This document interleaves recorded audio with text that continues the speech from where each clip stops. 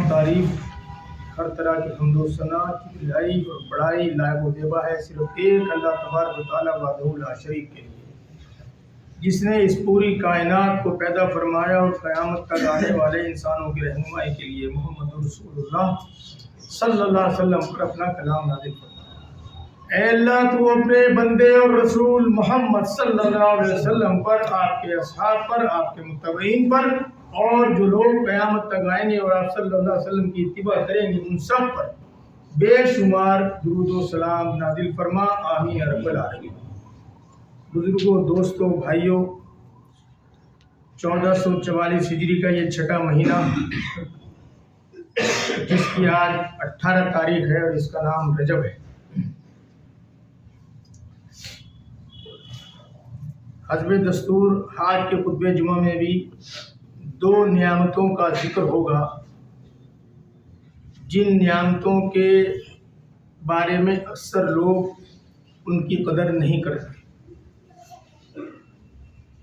एक है उसमें तंदुरुस्ती, सेहत, और दूसरी है उसमें फरागत, यानी इंसान के पास वक्त होता है, फुर्सत।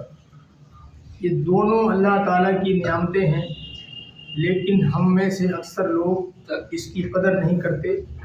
जब कदर करने का मसला आता है, जब उसको ध्यान आता है, तो वो बहुत देर हो चुकी होती है। भाई, आपस में बात ना करें। जब खुतबा हो रहा हो तो किसी भी मुक्तदी को इस बात का इजाज़त नहीं है कि वो आपस में दो जो बैठे आपस में बात करें। अगर एक आदमी कुछ गलत भी हरकत कर रहा है तो दूसरे आदमी को इस बात की भी इजाज़त नहीं है वो उसको टोके। खतीब की जिम्मेदारी है वो उसको टोके या कहने दे। इससे आपके खुतबे का जो सवाब है वो कम हो जाता है। तो लिहाजा आप वक्त निकाल कर अल्लाह के घर में हाजिर हुए हैं, उसको भरपूर इस्तेमाल करें और अल्लाह ताला की जो नियामतें हैं उनको लेकर जाएं। ये जो मैंने आपको हदीस के बारे में बताया कि फरागत, ये सही हदीस, सही बुखारी की हदीस नंबर 6412 का खुलासा है, 6412 के दो नियामतें हैं जिसकी हम कदर नहीं करते। एक तंदुरुस्ती, सेहत, और दूसरी फुर्सत, फरागत, वक्त।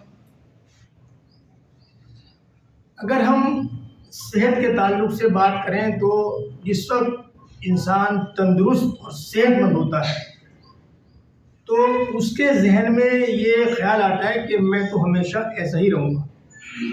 बस यही शैतानी वसवसा है। जब उसमें कुव्वत, उसके जिस्म में ताकत होती है तो वो समझता है बस मैं तो नौजवान हूँ, मैं तो ऐसा ही रहूँगा।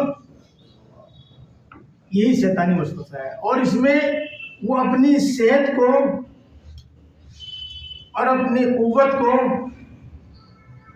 न अपने लिए इस्तेमाल करता है और न लोगों की फलाह के लिए, लोगों की दूसरों की मदद के लिए इस्तेमाल करता है।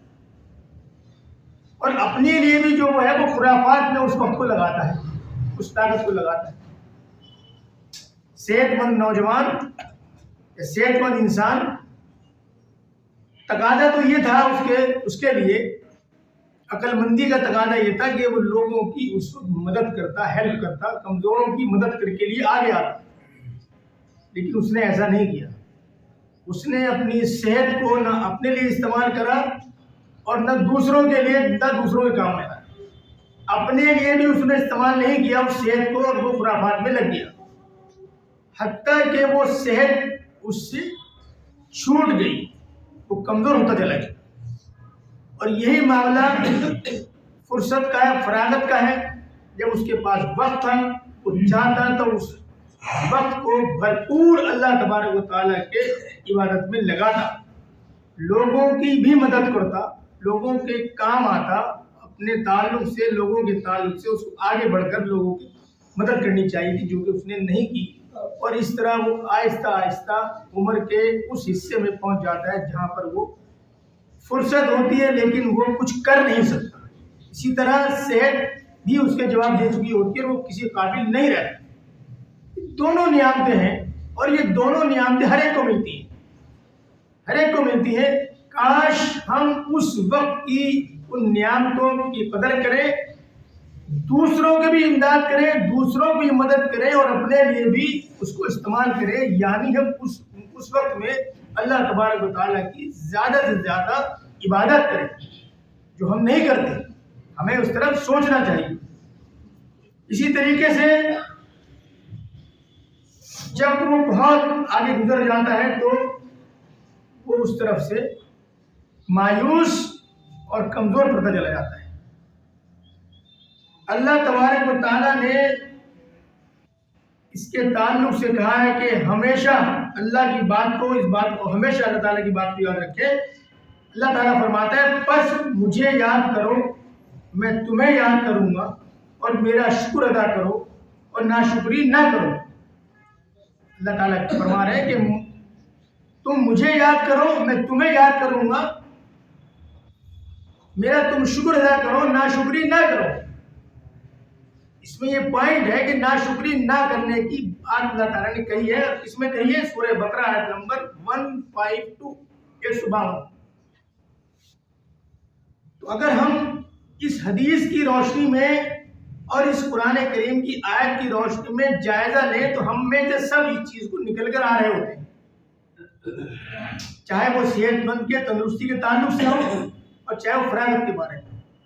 تو ہمیں یہ دیکھنا چاہیے کہ ہم اللہ تعالیٰ کا شکر ادا کر رہے ہیں کہ ناشکری کر رہے ہیں.